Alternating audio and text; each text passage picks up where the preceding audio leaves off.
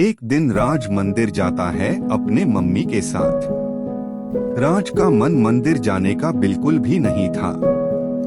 वो अपनी मम्मी के कहने पर वहां गया हुआ था।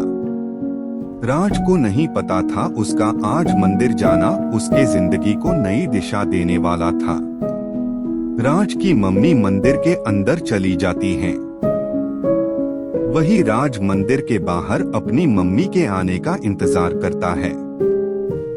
इतने में ही राज की नजर के लड़की पर पड़ती है, जो नीले कलर के लॉन्ग फ्रॉक में रहती है। वो देखता है कि एक छोटा बच्चा उस लड़की के कपड़े को पकड़कर खींच रहा था।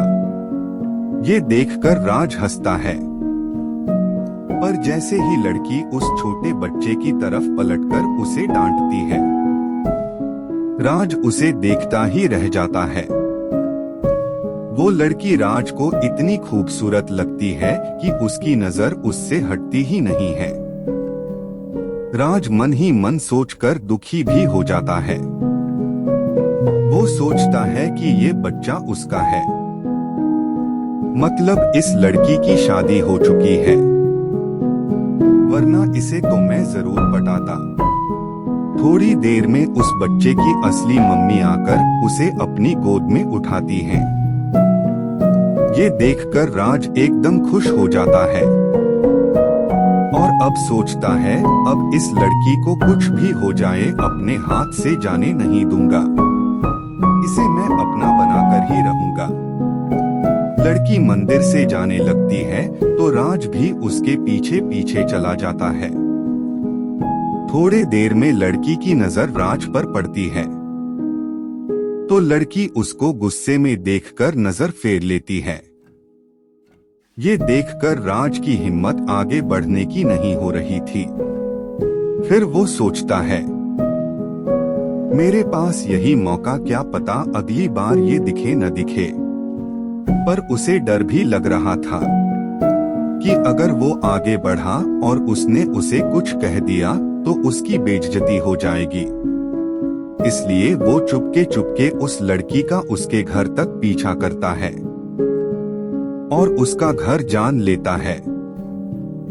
दूसरे दिन शाम को उसके घर के सामने इधर उधर घूमता रहता है और उस लड़की का बाहर आने का इंतजार करता है। करीब आधे घंटे बाद लड़की बाहर तो नहीं आती, पर उसके दूसरे फ्लोर पर जो बालकनी है वहां आती है। वो खड़े होकर उसकी तरफ देखता जाता है।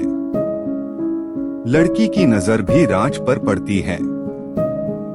वो सोचती है, ये तो वही मंदिर वाला लड़का है, ये मेरे घर तक पहुंच गया।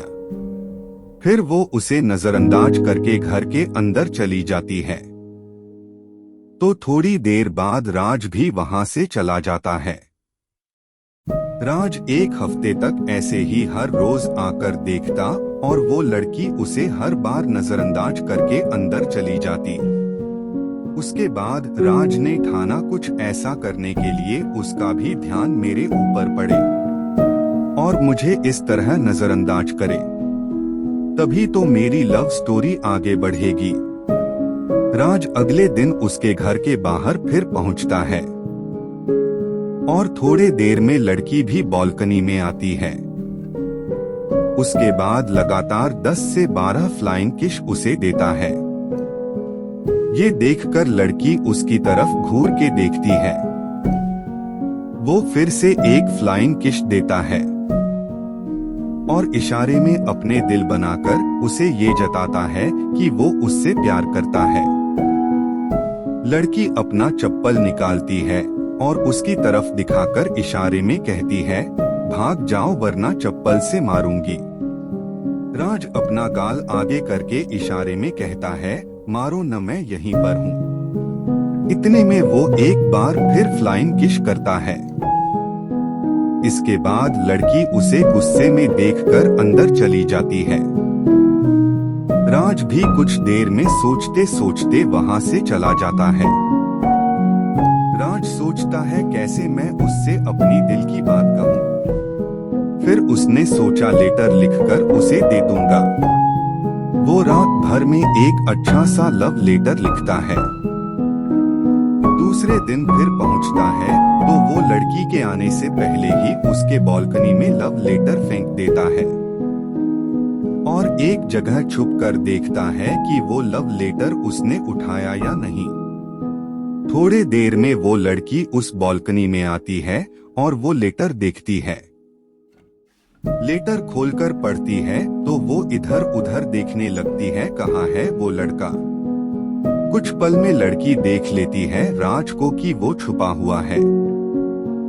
ये देखने के बाद राज बाहर आ जाता है और उससे इशारे में कहता है कि मैं तुमसे प्यार करता हूँ।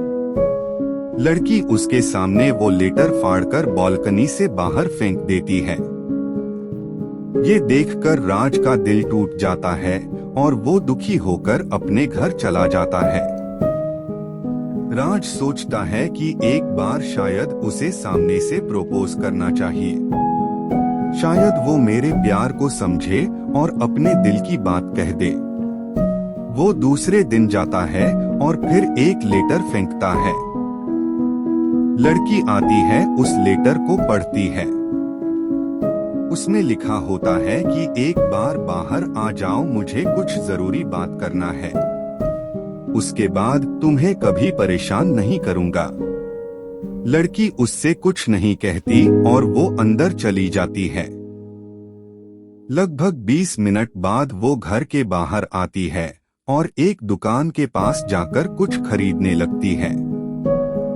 राज तुरंत ही उस दुकान की तरफ भागते हुए उसके पास पहुंचता है और उससे जाकर कहता है, मैंने तुम्हें बहुत परेशान किया है, पर बस इसलिए ताकि तुम मेरी हो जाओ।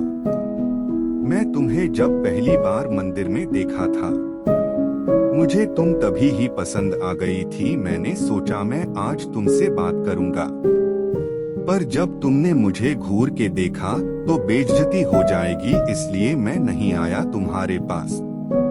मैं लगभग 1 महीने से तुम्हारे घर के चक्कर काट रहा हूँ, क्योंकि मैं तुमसे प्यार करता हूँ। तुमने कल मेरा लव लेटर भी फाड़कर फेंक दिया था। इसके बाद तो मैं यहाँ नहीं आने वाला था, पर मैं फिर एक आखिरी बार अपने प्यार की वजह से आया हूँ। मैं तुम्हारे मुंह से अपने प्यार की हाँ या न सुनना चाहता हूँ। लड़की ये सब सुनकर कुछ नहीं बोलती और आज पहली बार मुस्कुरा के वहाँ से चली जाती है। लड़की को जाते देख वो उसे रोकने की कोशिश करता है, पर वो नहीं रुकती और अपने घर पहुंचकर मेन गेट बंद करते वक्त राज को देखकर मुस्कुराती है। राज को लड़की की तरफ से कोई जवाब नहीं मिलता। वो घर जाकर सोचता है, आखिर उसका जवाब क्या था? क्या वो मुझसे प्यार करती भी है या नहीं? ये सोचते हुए राज पूरी रात गुजार देता है। अगले दिन उदास मन से वो फिर जाता है। ये सोचकर आज अगर उसने कुछ नहीं कहा तो मैं फिर कभी नहीं आऊंगा और आज किसी भी हाल में उससे मैं जवाब मांग के ही रहूंगा। आज चाहे इस पार चाहे उस पार। वो वहां पहुंच जाता है और लड़की के आने का इंतजार करता है।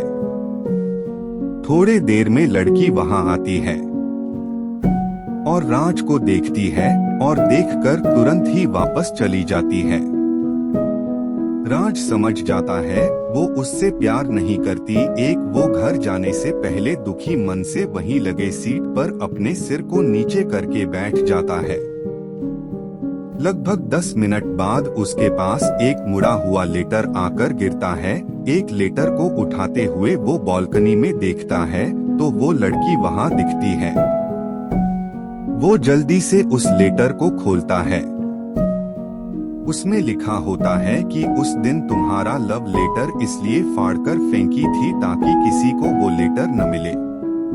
मैं तुम्हारे लिए ही हर रोज बालकनी में उसी समय आती हूँ जिस समय तुम आकर मेरे घर के सामने खड़े होते हो। हाँ, मैं भी तुमसे प्यार करती हूँ। दोस्तों, अगर ये कहानी आपको पसंद आई है तो कृपया इसे लाइक और चैनल को सब्सक्राइब करें ताकि आप ऐसे ही दिलचस्प कहानियां सुन सकें। ये पढ़कर राज खुशी के मारे झूमने लगता है और लड़की की तरफ देखकर एक फ्लाइंग किस करता है और इस बार लड़की उसके फ्लाइंग किस को पकड़ लेती है और हंसते हुए अंदर चली जाती है। राज अब बहुत खुश हो जाता है और रात भर बस यही सोचता है कि मैं उससे मिलूं कैसे। वो दूसरे दिन उसके घर जाकर बाहर खड़ा होता है ताकि वो बाहर आए और मैं उससे पूछ सकूं कि तुम मुझे कब मिलोगी। वो उसको फिर से बालकनी में चिट्ठी फेंकता है और इसमें लिखा होता है कि कहाँ और कब मिलोगी, और चिट्ठी फेंककर राज वहां से चला जाता है क्योंकि उसे कोई और घर का काम भी था। पर उस बालकनी में उसकी मम्मी वहां आ जाती हैं और चिट्ठी पढ़ने लगती हैं। चिट्ठी पढ़कर वो इधर उधर देखती हैं। उसकी मम्मी समझ जाती हैं कि यहाँ जरूर कुछ गड़बड़ है और वो चिट्ठी फाड़कर फेंक देती हैं। राज थोड़ी देर में वापस आता है तो वहाँ लड़की नहीं रहती है। राज बहुत परेशान हो जाता है कि ये कोई जवाब क्यों नहीं दे रही है। अभी तक तो मुझे इसका नाम भी नहीं पता।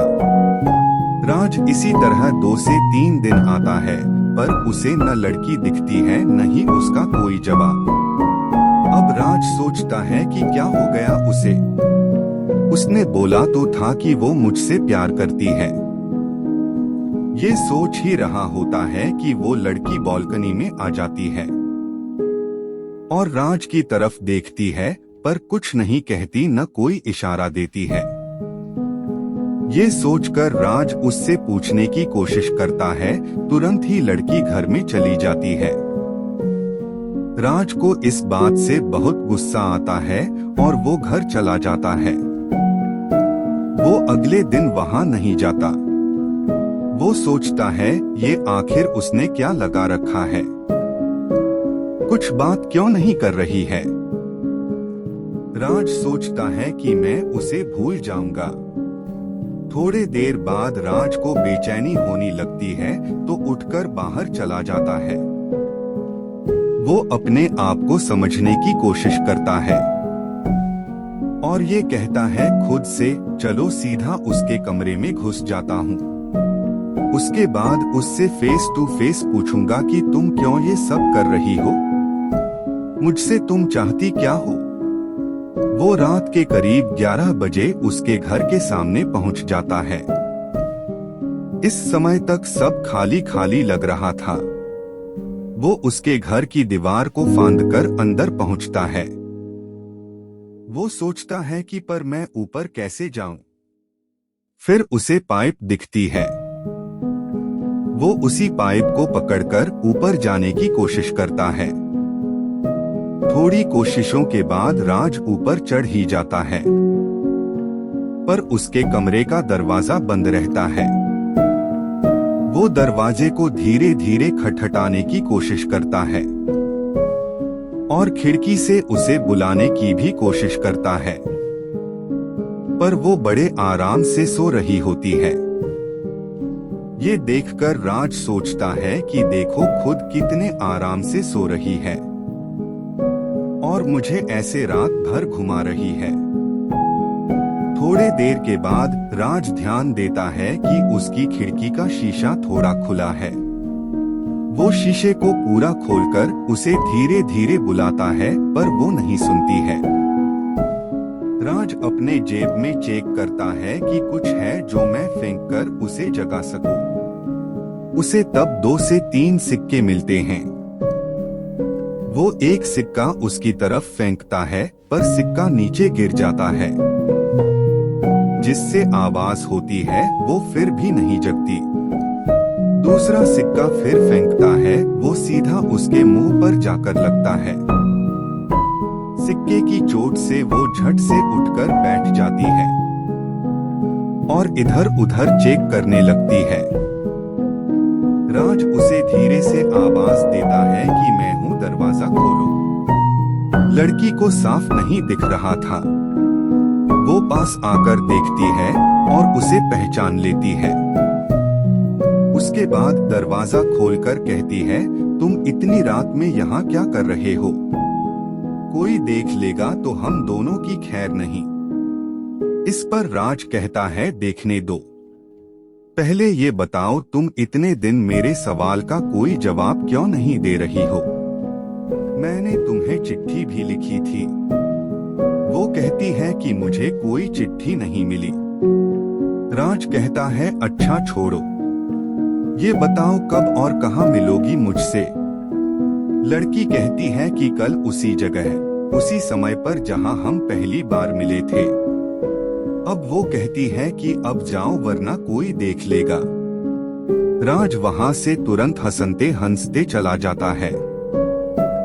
दूसरे दिन सुबह मंदिर में जाकर उसका इंतजार करता है। वो थोड़ी देर में आती है। राज तुरंत उसके पास जाकर कहता है, अब तुरंत मुझे अपना मोबाइल नंबर दे दो। वो नंबर देती है तो राज कहता है, नाम तो बता दो, सेव क्या करूं? लड़की अपना नाम बताती है, आरोही। और वो पूछता है, तुम इतने दिन से मुझसे कोई इशारा क्यों नहीं कर रही थी? नहीं, तुम बालकनी में आती थी। लड़की कहती है कि घर के काम में उस समय बहुत ज्यादा व्यस्त थी, इसलिए नहीं आ रही थी। राज अब खुश था और अब उसे इतने दिनों बाद उसका प्यार मिल चुका था। दोनों खुशी खुशी आज एक साथ हैं। धन्यवाद दोस्तों ये प्यारी लव स्टोरी सुनने के लिए। दोस्तों अगर ये कहानी आपको पसंद आई है तो कृपया इसे लाइक और चैनल को सब्सक्राइब करें ताकि आप ऐसे ही दिलचस्प कहानियां सुन सकें।